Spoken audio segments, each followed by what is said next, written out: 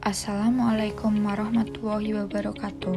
Halo teman-teman semuanya, kembali lagi dengan Laboratorium Inovasi dan Pengembangan Organisasi. Pada kesempatan kali ini, kita akan membahas materi yang ada di modul 3, yaitu Bisnis Model Kanvas. Sebelum kita mulai, yuk berdoa terlebih dahulu. Berdoa mulai. Berdoa selesai. Nah, apa aja sih yang akan kita pelajari pada modul kali ini? Berikut merupakan outline pada pertemuan kali ini. Yang pertama, bisnis model dan bisnis model kanvas. Yang kedua, customer segment. Yang ketiga, value proposition. Yang keempat, channel. Yang kelima, customer relationship. Yang keenam, revenue streams. Yang ketujuh, key research. Yang kedelapan, key activity. Yang kesembilan, key partnership. Yang terakhir, cost structure. Mengapa sih kita harus menggunakan bisnis model? Bisnis model memudahkan para perencana dalam pengambilan keputusan. Bisnis model menguji konsistensi hubungan antar komponennya. Bisnis model juga dapat untuk menguji pasar dan asumsi yang digunakan serta dapat menunjukkan tingkat perubahan dan konsekuensinya. Menurut Osterwalder dan Pickner, bisnis model kanvas adalah sebuah model bisnis yang menggambarkan dasar pemikiran tentang bagaimana sebuah organisasi atau perusahaan menciptakan, menyerahkan, dan menangkap nilai. Bisnis model kanvas juga dapat diartikan sebagai sebuah alat bantu untuk mendeskripsikan, menganalisis, dan merancang model bisnis.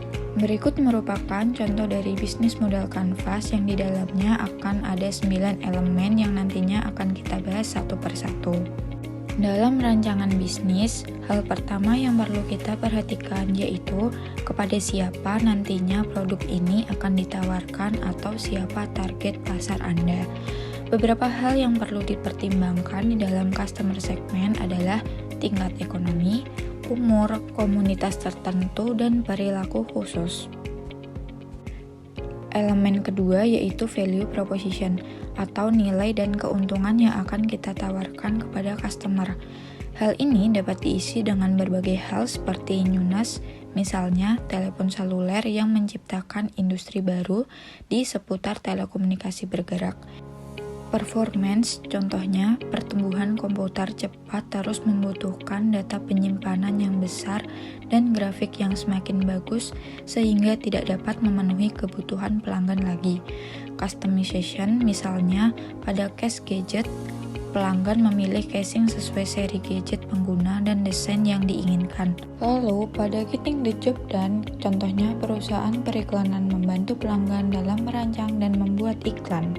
Kemudian ada desain yang contohnya adalah iPhone tahun 2019 yang mengeluarkan seri terbaru yaitu iPhone 11 Pro dengan desain yang berbeda dari desain di seri sebelumnya. Dan belum ada desain kamera yang serupa.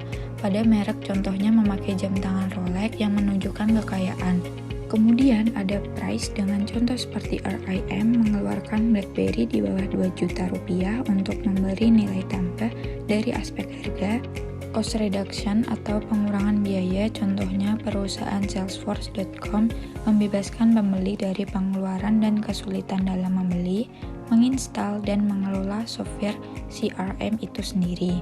Risk reduction atau pengurangan resiko, contohnya adalah garansi produk atau jasa dari sebuah perusahaan untuk melayani keluhan pelanggan akibat produk atau jasa tersebut rusak atau tidak dapat digunakan. Dan yang terakhir, accessibility atau akses, contohnya adalah terdapat pada berbagai startup dan e-commerce seperti Gojek, Reksadana, Grab, dan Shopee. Elemen ketiga yaitu channel.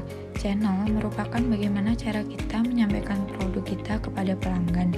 Beberapa fungsi channel yaitu yang pertama, meningkatkan keseimbangan, memungkinkan pelanggan membeli produk spesifik, memberikan dukungan penjual kepada pelanggan, dan yang terakhir membantu pelanggan mengevaluasi proposisi nilai dari sebuah perusahaan. Elemen selanjutnya yaitu customer relationship, merupakan bagaimana cara kita membangun dan menjaga hubungan dengan pelanggan. Di sini dibagi menjadi 6. Yang pertama ada personal assistant, dedicated personal assistant, self-service, automatic service, communities, dan co-creation. Perbedaan antara personal assistant dan dedicated personal assistant adalah jika personal assistant seperti pada pelayanan umumnya yang dilayani oleh karyawan biasa.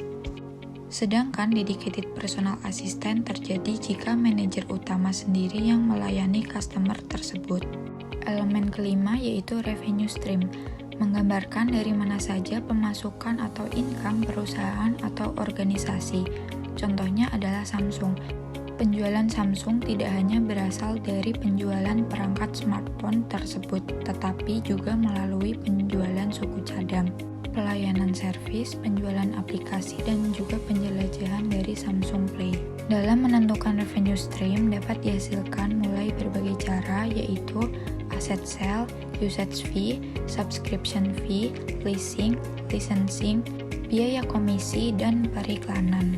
Elemen selanjutnya yaitu key resource, apa saja sumber daya yang kita butuhkan untuk menghasilkan sebuah produk, di mana dalam key resource dikategorikan menjadi fisik, manusia, finansial, dan intelektual.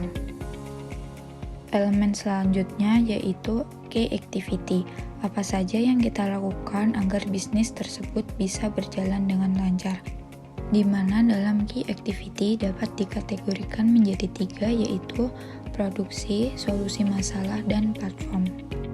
Elemen ke-8 yaitu key partnership, pihak-pihak mana saja yang akan kita lakukan kerjasama dengan tujuan untuk mengoptimalkan bisnis yang kita jalankan. Contohnya, jika kita mendirikan perusahaan di bidang konveksi, maka yang menjadi mitra kerjasama atau key partnership yaitu supplier kain, jasa ekspedisi, dan sebagainya. Elemen terakhir yaitu cost structure, merupakan seluruh biaya yang harus kita keluarkan dalam menjalankan sebuah bisnis di mana di dalamnya dikategorikan menjadi 6.